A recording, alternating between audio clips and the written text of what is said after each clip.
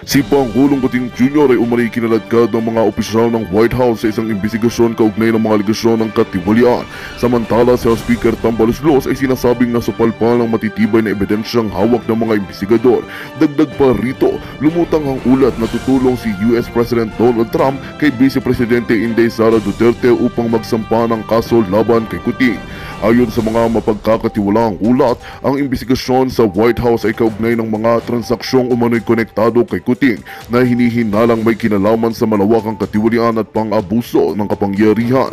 Habang nakikipagtulungan ng ilang opisyal ng Pilipinas sa mga investigador ng US, sinasabing hindi nakalusot si Tambaloslos sa mga ebidensyang direktang nag-uugnay sa kanya sa mga kontrobersyal na transaksyon.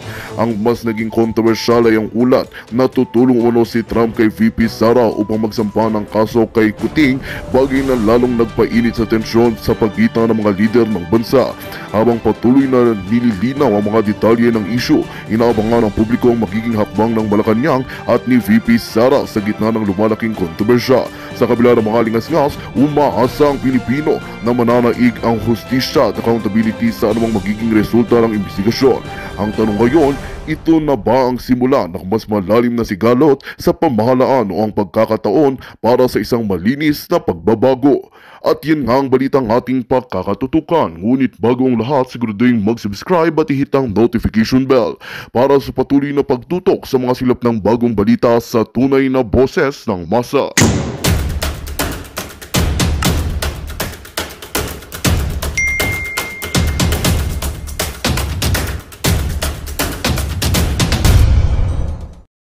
In this war, Joe Biden has sided against the United States and with the cartels.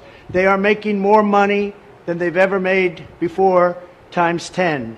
There's never been anything like it. They're major, major companies. They're bigger than even some of our biggest companies. Biden's open border policies are a deadly betrayal of our nation. When I am president, it will be the policy of the United States to take down the cartels, just as we took down ISIS and the ISIS Caliphate, and just as, unlike the situation we're in today, we had a very, very strong border, the strongest border, in fact, in the history of our country, and drugs were at a low of 45 years. There's been nothing like what we did just 2 years ago. We will show no mercy on the cartels. Every day, drug traffickers are using the waters of our region to ship their lethal poisons to America, killing so many of our people and ruining families. In addition to restoring strong border security, I will deploy all necessary military assets, including the U.S. Navy, to impose the full naval embargo on the cartels. I did that before, and it worked. What we did was incredible. We will guarantee that the waters of the Western Hemisphere are not used to traffic illicit drugs to our country. Furthermore, I will order the Department of Defense to make appropriate use of special forces, cyber warfare, and other overt and covert actions to inflict maximum damage on cartel leadership, infrastructure, and operations. I will designate the major cartels as foreign terrorist organizations.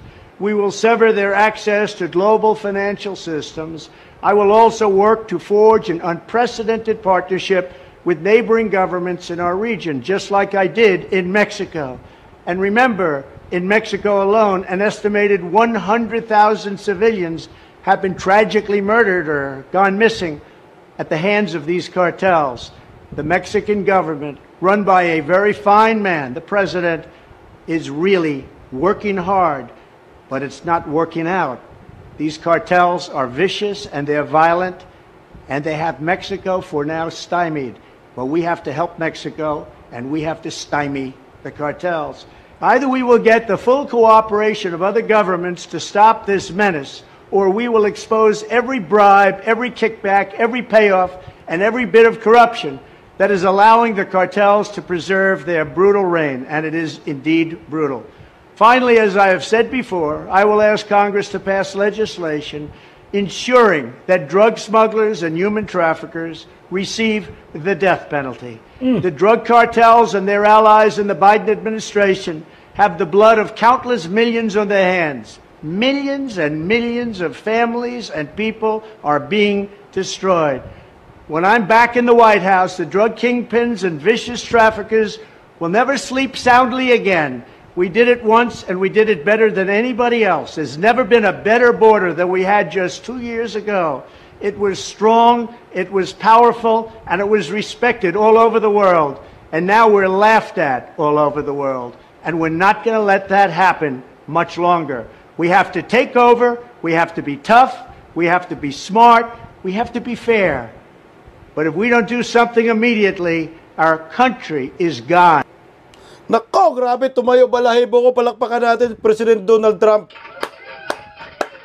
Grabe, no mercy ha? No mercy for drug cartels, patay ka nyor. No mercy guys. Patay ka nyor. Nako nyor, mag-stocks ka na.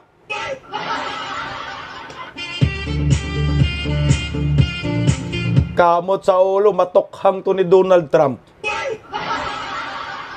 Sim sila ng ano ni Tatay Digong, reason kung bakit galit sila sa droga. Kasi marami nang sinisira nga na mga kinabukasan, maraming sinisira na tao yung droga.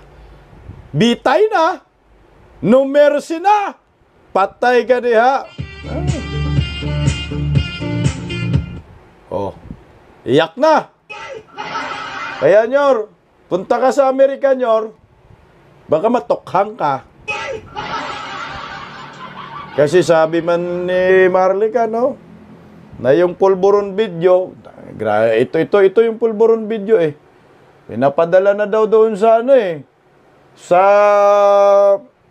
kay Donald Trump. Tapos timing din ito guys, naglabas po ng statement, war ha, war against drug cartel. Papaigtingin pa daw nila yung paglaban dyan. At kailangan daw no mercy sa kanila. At kung bitay ang parusa, naku ba, may mabitay. May mabitay na panggulo. Death penalty ha. Sabi ni Innocent, hindi na daw atin si Bibim sa summit. Natakot. Baka siya masampulan. Sabi ni Ismaelita, sabi ng amo ko, delikado si Marcos ngayon kasi nanalo si Trump. Tukhangin man. Kung hindi ito natukhang sa panahon ni Bato, baka matukhang to sa panahon ni Donald Trump. Hala. Sabi ni Bodol-Bodol, ganyan din si Sara, no mercy for criminals. Di ba si Inday Sara sinabi no mercy for criminals? Ganon ang mga Duterte. Sabi ni Melondago, may hair follicle test ba sa APIC? Baka nandun, mayroon. Ate Cherry, sana isama na ni Donald Trump ang Pinas. Matokhang si Junior mauna. Mutangin na guys. O ito, mga Pilipino, galit kay Tatay Digong. Itong sinabi ni Donald Trump, no mercy for criminals, no mercy for drug cartels. Hukom bitay. Mapasa talaga yan kasi nga, majority ng Senado, Kongreso, Republicans. Putain kamot, dalawa tatamaan dito eh. Si Bangag at si Tambaloslos. Si Tambaloslos may kaso man yan. Yan si Ngagba may kaso din yan sa Amerika. Gusto ko sabay sila labasan ng warrant of arrest.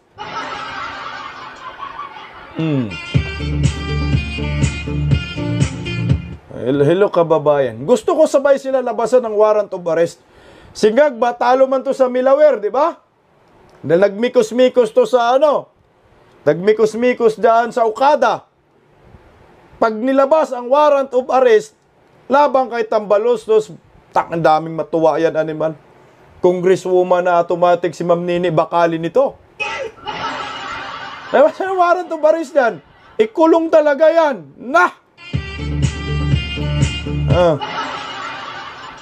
Sabi ni Gloria, sana matukhang si Bangag. Paano matukhang yan? Di man pupunta ng Amerika. Hindi. Sabihin lang ni Donald Trump na yung frozen assets mo i-release natin. Pero i-buy bust pala.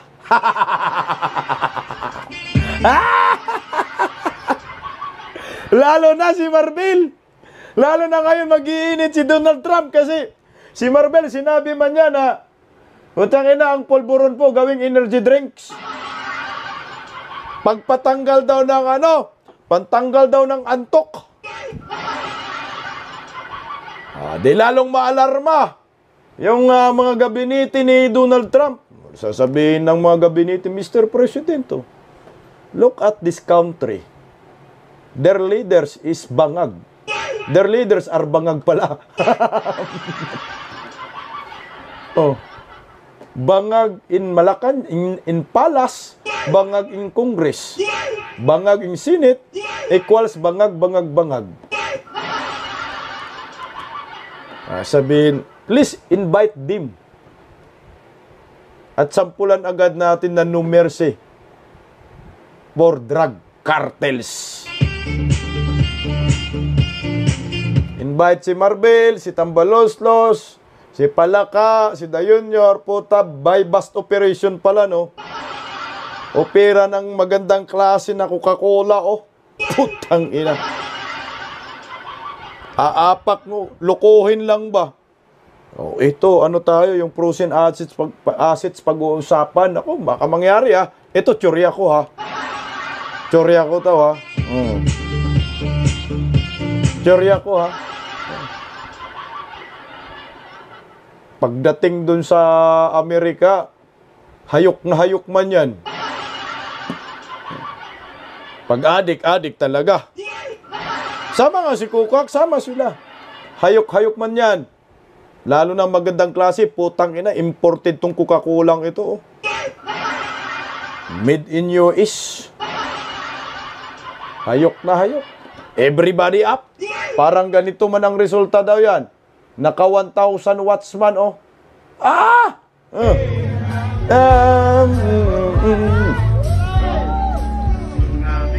Tingnan mo, may naka 1,000 watts na labas. Up and down. Woo! Putangin ng mata, 1,000 watts. Naka! Tokhang abutin ito. Pagdating doon, buang,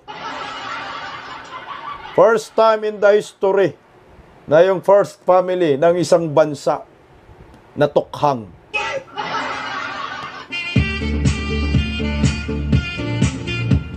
Siyempre, pag natukhang, automatic, Inday Sara magiging presidente yan. Sabi ni Rina, made in Mexico, import sa US.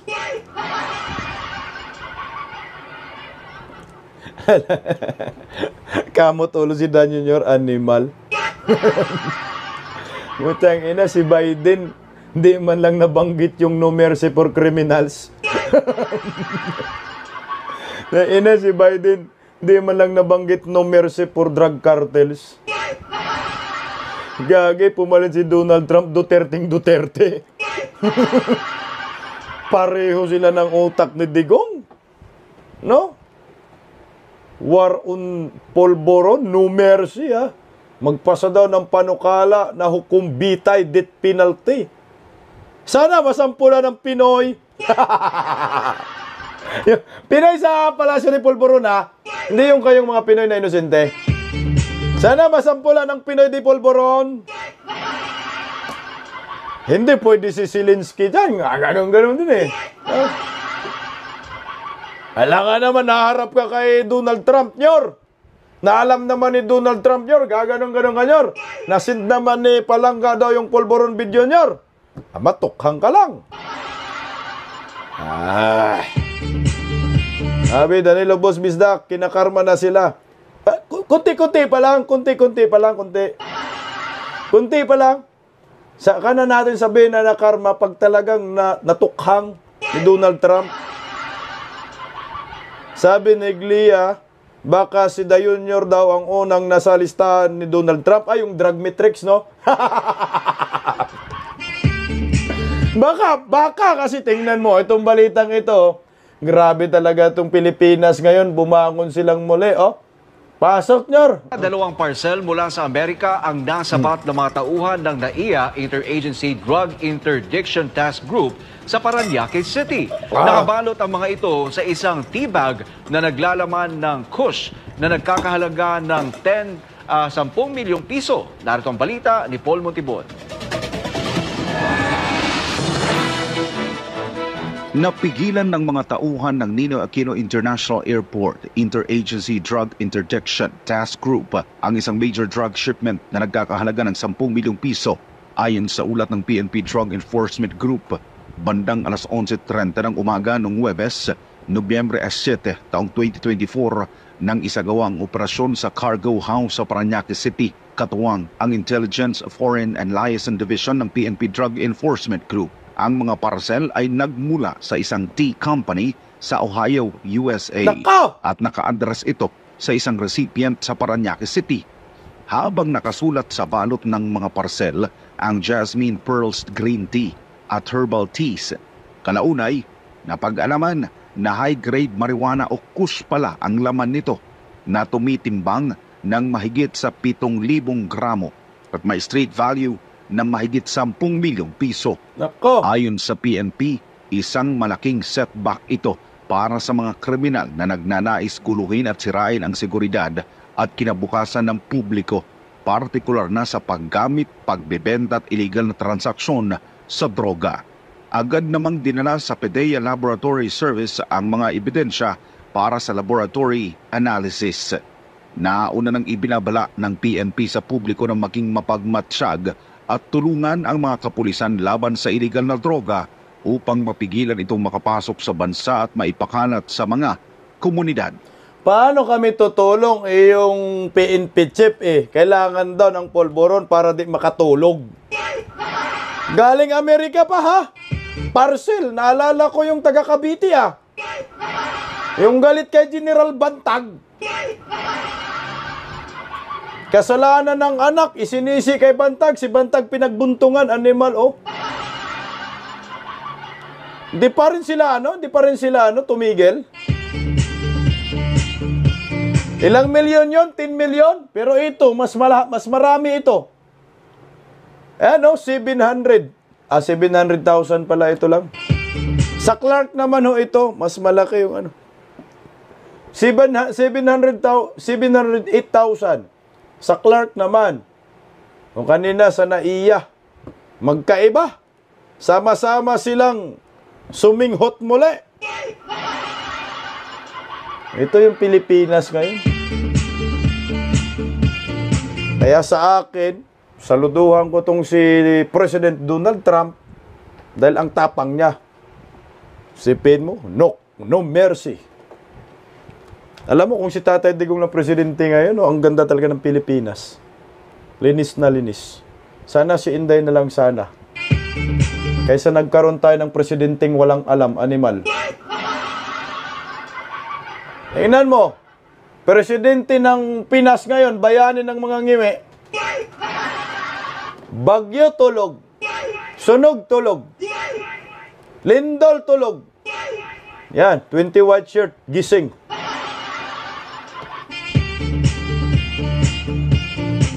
Buang 20 white shirt na yan, vitamins, pampagising, sabi ni Marvel, di ba? Gising talaga yan. Hindi talaga magtulog-tulugan yan. Pampasigla man daw.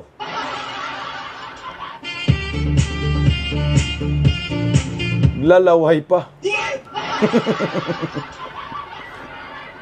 Tingnan mo, lalong magkakaroon ng problema siya ngayon. May bagyo na nga, di ba? May bagong bagyo, Sinika. PH. Putan, laking problema niya ngayong kamalas ng Pilipinas, Ayan, Kanlaon. Galit na naman. Naalala ko pa naman yung pagbagyo pagputok ng Bulkan Kanlaon, di man siya tumulong. Di man siya nakaapak doon. Putok ng Bulkan Kanlaon sa Negros. Ito na naman tayo. Kamalas-malas talaga ng Pilipinas. Ang kamalasan ni Panot, dinala ni Bangag. paano na naman sasabihin na anong gagawin natin? Kamot ulo na naman. At lalong mamroblema siya dito dahil yung foreign policy niya is enemy to all, friends to USA. Dahil sa inyo yan, mamroblema siya kasi kumampi man siya kay Biden, kumampi man siya kay Calamares. Galit man siya kay Trump, bubo talaga, no? Si Tatay Digong lang nang nagsabi, Trump ako, suportahan natin si Trump. So saan sa lulugar? Ang balita ko, bago matapos itong taong November, i-pull out na yung IDCA. Pag pull out na po yung IDCA sites, katapusan na ni Bangag.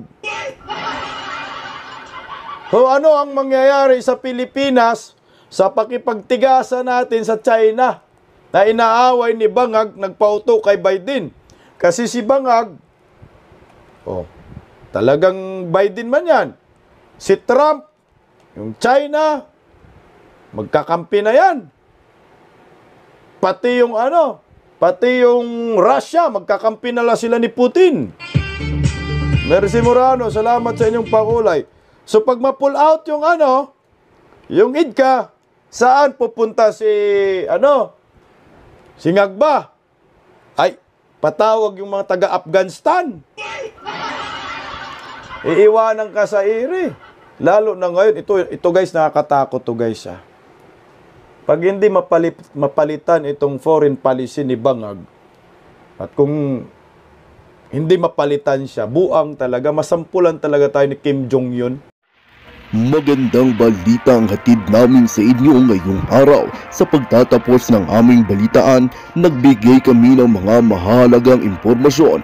Maraming salamat sa pagtutok at pagsuporta sa aming programa. Huwag kalimutang manatili sa mga susunod na araw para sa mga bagong balita at mga kwento na dapat nating abangan.